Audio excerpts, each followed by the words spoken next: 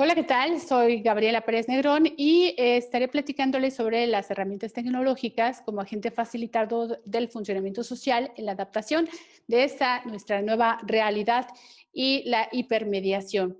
Es importante recordar el proceso de la comunicación humana, que lo tenemos pues desde que nacemos, incluso puede ser que desde el seno materno nos estemos comunicando y seguramente hay estudios que así ya lo están demostrando. ¿Cómo poder utilizar las tecnologías de la información en esta nueva realidad a la que nos convoca una pandemia? ¿Y cómo podemos facilitar el funcionamiento social en la adaptación a esta realidad? Razonar qué cualidades de la comunicación ya no podemos tener, pero al tiempo tenemos las que estamos dejando al no poder utilizar las formas de comunicación cotidiana, pero sí la hipermediación, la comunicación digital interactiva y cómo aprovechar cada una de ellas. Es importante recordar que la comunicación resulta importante para todas las relaciones humanas y todas las personas quieren relacionarse con otras, es decir, todos necesitamos sociabilizar para satisfacer diferentes necesidades, pero en sí, ¿qué es la comunicación? Comunicarse para los seres humanos es por naturaleza y además es un derecho natural, es un derecho humano por solo haber nacido, pero así también la libertad de expresión, el derecho de poder comunicar tu opinión acerca del tema y que la única excepción que hay en materia de derecho es que la otra persona también tiene el mismo derecho de comunicarse y tú deberás de respetar eso y mantener la tolerancia.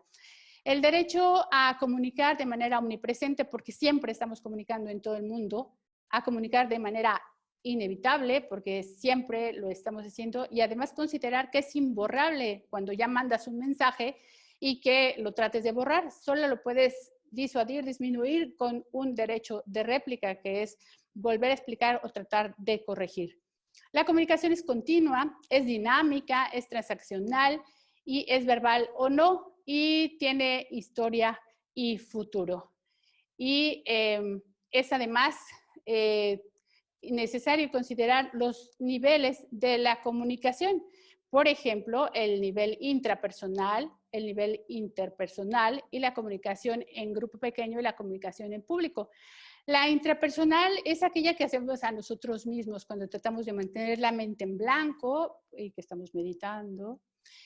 Pues es muy difícil, hay un arroyo de pensamientos que nos están invadiendo y nosotros estamos tratando de cruzar ese arroyo y pues se nos arrastra la corriente de estos pensamientos con los pendientes que tenemos y es en la medida de que vamos practicando que de pronto lo logramos o logramos solamente concentrarnos en un pensamiento positivo y que sí nos gusta la mayor parte del tiempo, pero es esa lucha interna que siempre tenemos en esta comunicación intrapersonal y que tenemos cotidianamente. La interpersonal es con las personas que tenemos hablado y en este caso atrás de la pantalla. No sé si sea una o si sea un grupo de personas. Y la comunicación en público, que ya obedece a otras condiciones en psicología de masas, de cómo se comportan los seres humanos, que tratamos de imitar y que a veces perdemos el distanciamiento social en proxémica, o sea que podemos estar en un concierto y estar platicando, cantando, abrazándonos con la persona de al lado a la cual ni conocemos, pero como estamos compartiendo algo que nos encanta, que es escuchar a ese cantante, pues estamos ahí tan divertidos que no nos importa. Y es necesario considerar el proceso de la comunicación humana, ya saben, emisor, mensaje, receptor, y luego la retroalimentación que nos dice si se revisó, se recibió ese mensaje de la manera correcta o si se puede complementar, fortalecer e incluso vertir el otro mensaje, el que le sigue. La fuente es el emisor y es el que codifica en términos de semiología y el mensaje se establece con cierto código que tiene que ver con conocimiento del receptor, conocimiento del auditorio, qué nivel académico tiene, qué intereses culturales tienen. Si son tus alumnos, debes de considerar que a ellos no les interesa saber de Juan Gabriel, les interesa saber de Alan Walker. Y entonces tú debes de saber de Alan Walker para ponerles ejemplos de la música y hacer que tengan el interés de escuchar esa conversación en la que tú vas a hacer analogías o ejemplos para que el proceso de adquisición de conocimiento se pueda lograr de manera eficaz y eficiente. Tenemos que establecer muy bien también cuál es el canal. En esta ocasión me dijeron que grabara a través de Zoom y bueno, yo decido hacerlo utilizando un audífono y un micrófono, porque me parece que así se logra evitar ruidos, que hay dos tipos de ruidos en el proceso de la comunicación humana. Uno es el tecnológico, todo lo que tiene que ver con cómo llevamos la voz, la imagen y ese mensaje a la otra persona o a las otras personas. Si hay ruido en el ambiente, es un ruido técnico que nos está complicando. Si hay baja nivel de la interfaz del Internet, seguramente va a ser complicado que la persona que está viendo y escuchando esta producción lo pueda apreciar de manera correcta. Y así sucesivamente los diferentes ruidos técnicos que se pueden provocar en el proceso de la comunicación humana. Y también el ruido semántico, que tiene que ver con el mismo nivel académico. Una libreta actualmente pues empastada, bonita, para una persona del campo puede resultar que diga que es un libro, porque para él los libros son los que están empastados y bonitos.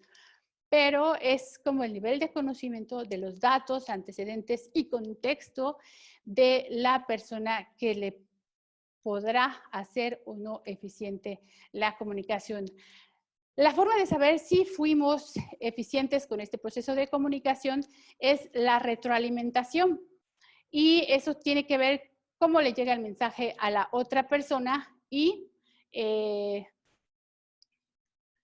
si lo recibió bien, si te contesta algo que nada tiene que ver, es que seguramente tienes que volver a empezar a volver a comunicarte. Hay los niveles, la comunicación no verbal, que tiene que ver con la kinésica, paralingüística y la proxémica. La kinésica se refiere a el griego kine, mover, que habla del movimiento corporal. Cuando estamos en una clase y vemos que un alumno se está distrayendo en la parte de atrás, que luego regularmente se sientan allá atrás porque van a hacer otra cosa y no quieren que los veas, pero si estás viendo que se está distrayendo con el teléfono y todo, para no distraer al resto de la clase, empiezas a caminar y te acercas a él y seguramente en ese momento ya cierra y esconde el celular y ya pone atención.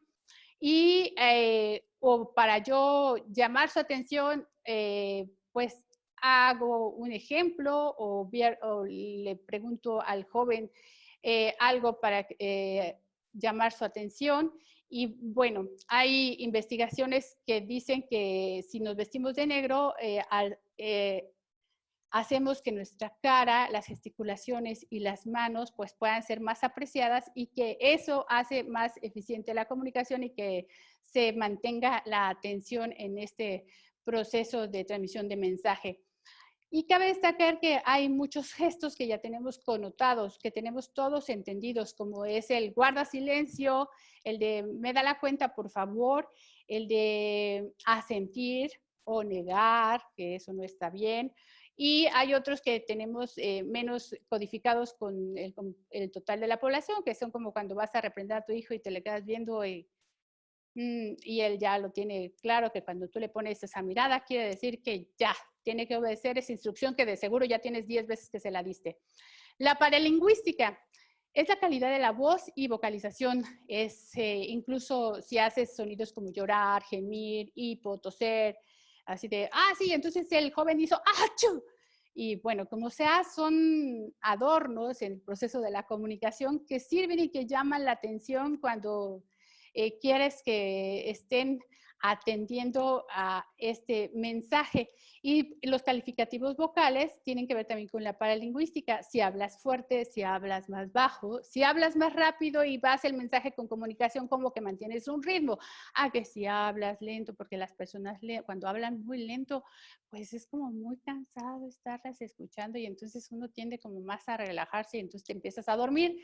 Por lo tanto, no es una de las mejores condiciones que puedes provocar hablando lento. Si es parte de como su forma de ser, traten de activarse en ese sentido. También se pueden agregar los segregados vocales, que son los sonidos onomatopéyicos que escribimos, que es el uf, ash, uf, etcétera. Y es necesario también considerar la comunicación no verbal, la proxémica. Por ejemplo, cuando tenemos una persona enfrente, pues la palmadita o estar cerca de una persona con la que tienes una distancia íntima, Y bueno, la proxémica se clasifica en el tipo de distancias, que es íntima, personal, social y pública. Que la pública, ya les comentaba que al final se vuelve más íntima, pero es ya dependiendo de la situación, condiciones, e incluso tendemos muchísimo a imitar lo que hacen todas las personas en una condición pública, como que si todos gritan, no, tú gritas igual, y si todos corren para la puerta porque pareces que es cerca hay peligro, ni siquiera preguntas si ahí vas como todos, como borregos. Y bueno, ya que desglosamos la comunicación, ahora vamos a analizar lo que pasa cuando el canal es digital, con estas tecnologías de la información y que nos han llenado de aparatos y de aplicaciones que ahora tenemos que aprender a utilizar y que ahí pues sufrimos entre lo que estamos aprendiendo, alfabetizándonos o quedándonos analfabetas, que ese es el tema, analfabetas tecnológicos. Entonces, esta evolución tecnológica inicia la sociedad de la información y el conocimiento que nos tiene globalizados a todos los seres humanos, pero cuando digo a todos, como todas las generalizaciones, entran en una falacia porque tiene parte de mentira. No todos estamos conectados, sino todos tenemos las condiciones de comprar una computadora, un buen teléfono, una buena carga de datos para poder utilizarlos en Internet y así sucesivamente. Así es de que el surgimiento de las tecnologías de la información inicia con una conocida sociedad de la información que ha jugado un papel importante en el cambio de la dinámica social, cultural y económica actual, revolucionando la comunicación y la información debido a la tarea y función de las tecnologías que se hallan en la digitalización. Esto las convierte en el medio ideal para la interacción y el desarrollo de conocimiento. En una sociedad globalizada, las tecnologías coadyuvan al desarrollo de las naciones sin lugar a dudas, siendo la Internet la herramienta imprescindible que ha llegado a formar parte de nuestra cultura en todas las naciones y que resulta casi imposible pensar que no la tuviéramos. Las nuevas experiencias comunicativas, particularmente en lo que refiere a la dinámica actual, el consumo de medios, resultan imposibles de comprender si no se atiende la experiencia que se tenía en los tradicionales medios, que era la radio, la televisión, de comunicación. Hace poquito hice el experimento de enseñarle a un niño, le presenté un radio que es de pilas y tiene antena y se transmite por las ondas hertzianas que están, ya saben, en nuestro ambiente, positivo o negativo. Y tardé un buen rato explicándole por qué no era necesario que tuviera wifi o que estuviera prendido. Y bueno, ya cuando lo entendió, le encantó. Lo único malo es que es de pilas, se acaban pronto y pues como que luego no resulta tan práctico como las nuevas tecnologías.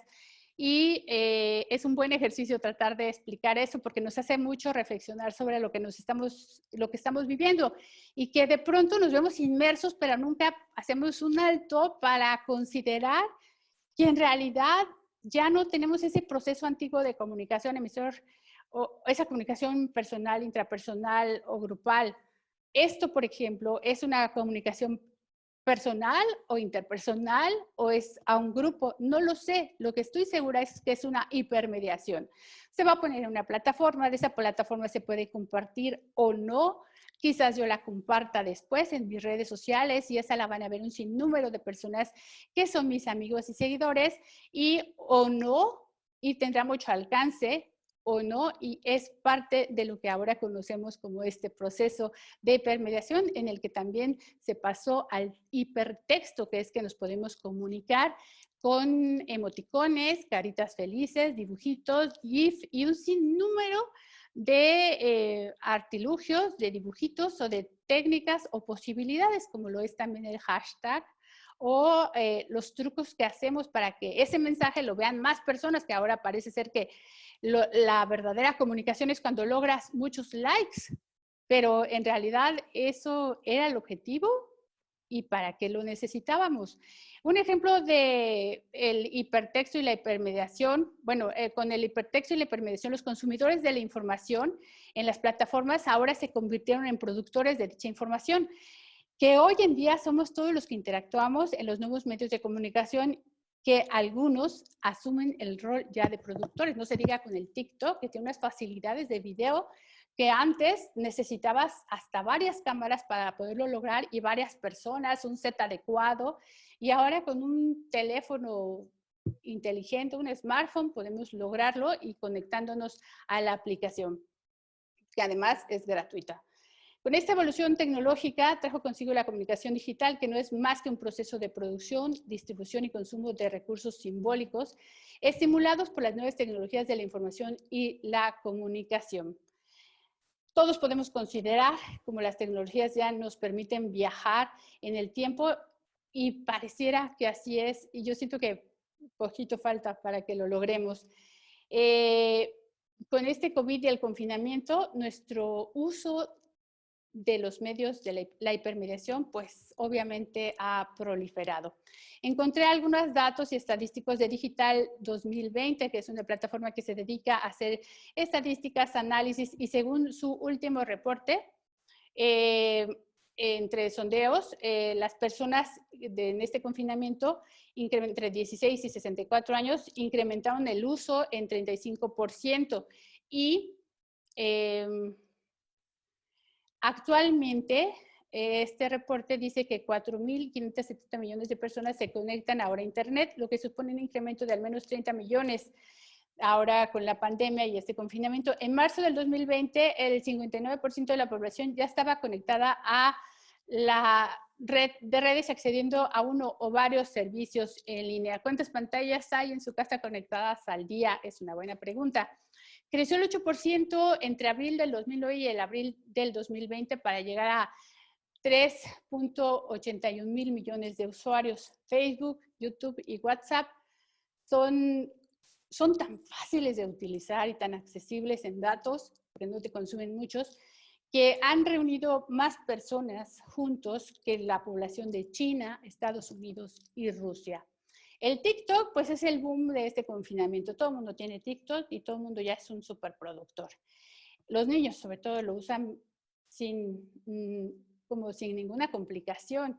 El Zoom, estas videoconferencias yo no las utilizaba, a pesar de que hago videoconferencias, utiliza Hangout, pero esta pues ya ahora la estoy entendiendo y conociendo, me estoy alfabetizando en el uso del Zoom y ha logrado hasta 200 millones de usuarios activos en las últimas semanas, 20 veces más que los niveles previos a la pandemia.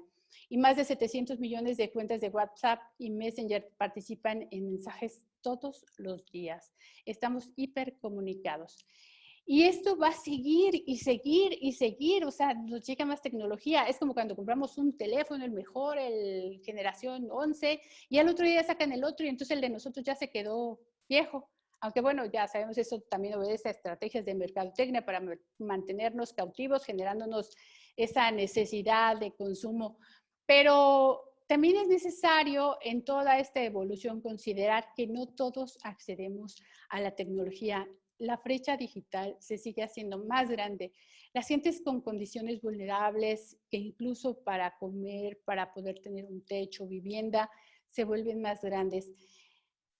Tenemos que el 89% en México, en la República Mexicana, de acuerdo al Instituto Nacional de Estadística y Geografía, el INEGI, dice que el 89% de la población de 123 millones tenemos acceso a Internet, pero no todos tienen verdaderamente acceso a Internet, a una computadora, a un servidor grande, a pantallas, a videojuegos, a comunicarte con tus seres queridos por videoconferencia. 39% de los mexicanos no tiene acceso a Internet y entre ellos pues tenemos de todos los niños, de los diferentes niños, niñas, adultos mayores, mujeres, hombres. Y con el crecimiento de nuevas tecnologías como la 5G, el Big Data, las arquitecturas computacionales y la impresión 3D, pues la brecha va a seguirse generando y además de que debemos de considerar también los nuevos perfiles, por ejemplo, los managers de redes sociales, los youtubers, que también ya es una profesión y además parece ser bastante lucrativa, y mucho que considerar sobre cómo nos estamos comunicando en esta sociedad de la información y el conocimiento y estas tecnologías de la información. Y en realidad la pregunta es, ¿sí nos estamos comunicando? ¿Sí verificamos esa retroalimentación de que el mensaje llegó como queríamos? ¿Las clases que están teniendo los niños a través de una larga videoconferencia realmente están teniendo resultados o va a ser un año o este tiempo va a ser desperdiciado para las horas escolares? ¿Será mejor utilizar Classroom? ¿Cómo podemos analizar esta hipermediación y qué es lo que sigue? Es parte de la reflexión que les dejo y con la cual les agradezco el favor de su atención y les deseo que logremos alfabetizarnos correctamente y comunicarnos para poder seguir sobreviviendo a estas condiciones de tecnología y de pandemia en tiempos del COVID. Gracias. Muy buen día.